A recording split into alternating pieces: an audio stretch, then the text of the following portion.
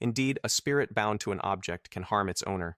I do not care if the spirit is a white spirit or even a Ruhani Jinn that was brought forward from Islamic texts and bound with Islamic prayers. They can still attack. What people don't seem to realize is the BS out there. Whatever XYZ tells it must be true, but if they for 1 second thought of what XYZ has told them, they would see these lies and false information. First, when many say my Jinn can do this, can do that, can protect me, can help me, what makes them think it can attack them? How can an entity possibly do this and that, even protect you, but can't touch you? Makes no sense. Why? Because it's not true.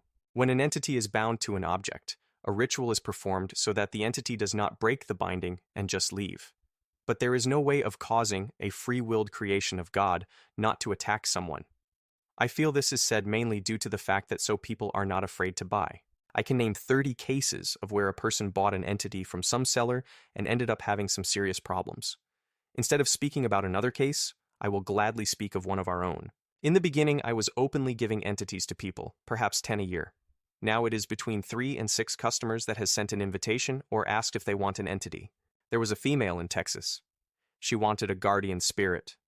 She stated she has had much training and dealt with jinns for a long while. I spoke to her for a few days and decided to give her a simple entity, a guardian jinn brought forward from the Islamic text. I told her way before she got the entity of the do's and don'ts rules, simply because at times when people hear the rules, they no longer want the entity. She happily agreed to all. The day she got the entity, she was very happy. She told me the night before, in her dream, the entity had told her the approximate time the courier would deliver the package. Her spirituality was naturally high, and since childhood, she could sense and see spirits 35% more than the average person can. Months went by, and we did not hear from her. One day, we get an email from this client of ours saying she has been having nightmares and she wakes up with everything in her room flipped over, such as lamp, chair, her stuffed teddy bears. Everything is flipped over and thrown everywhere, but she does not hear or see a thing, and only realizes it once she wakes up. She stated this has happened for 3 days. I told her to do some prayers, which she never did. A week later, she emailed me and said she woke up with a handprint across her upper back as someone slapped her. I asked her right away if she had broken any of the rules. She got upset and said very rude things to me and never responded again. About 1 month later, we get an email from a man saying his friend bought a spirit from us and it has possessed her. Come to find out it was our client. That night, I sent my own kodam to the individual to see if it was in fact our spirit that attacked her.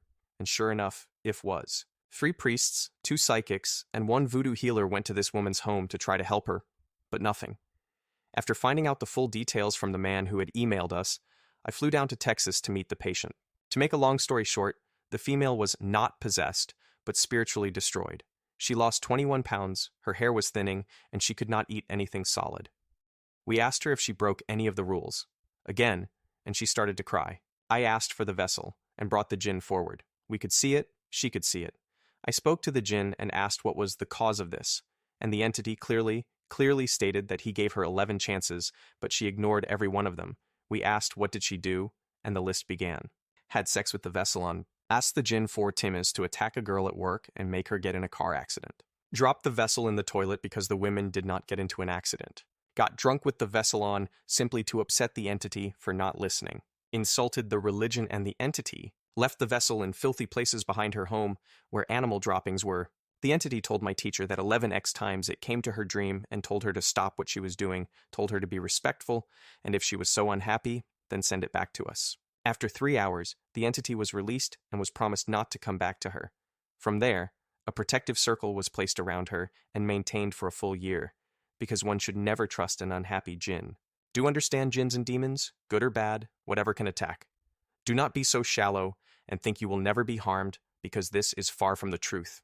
Due to this specific situation, I stopped selling jinn in the open, and now even if I list something, the chances of a person getting it is less than 50%.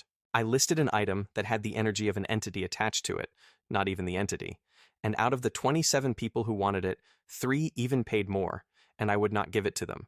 It ended up going to a religious scholar in the UK. Please be careful, do your research, and then go forward.